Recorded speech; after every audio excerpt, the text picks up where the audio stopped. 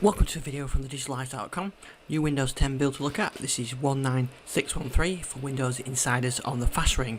This is going to be a quick video today as there's not many changes in this release of the update of the OS. So what can I show you? Well, the only change really is that Cortana has now been enabled for additional languages.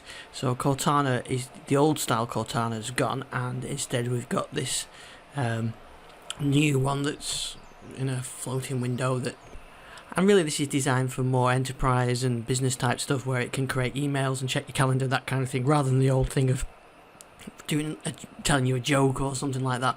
However, they can do some things like checking the weather, as you can see I've got there.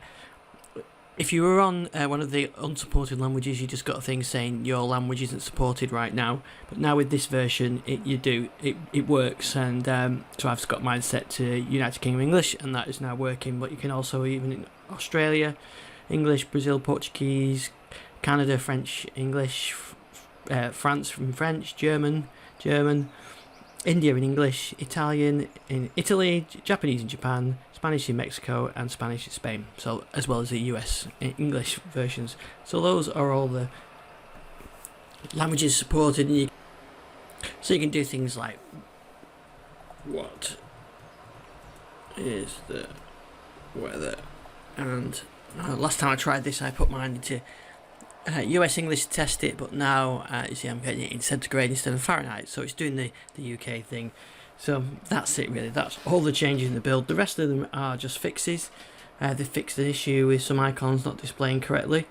They fixed an issue with Forms application, Windows Forms applications in certain languages like Japanese and Chinese. They fixed an issue with Visual Studio, and they fixed some issues with settings crashing when you're doing fonts, and they've also fixed some issues with black screen after logging in. No, not even a huge amount of fixes really. The known issues are still the standard ones: Narrator and NVDA, with Microsoft Edge, the Chromium Edge, extended periods of time when the install's going to get a black screen. The battery icon doesn't always show the correct battery indicator from the lock screen, IIS issues, and quickly switching between the Windows subsystem for Linux distributions using the File Explorer can cause Explorer to crash. And they're also fixing issue. They also got an issue with some unexpected freeze and bug checks with DPC watchdog violation.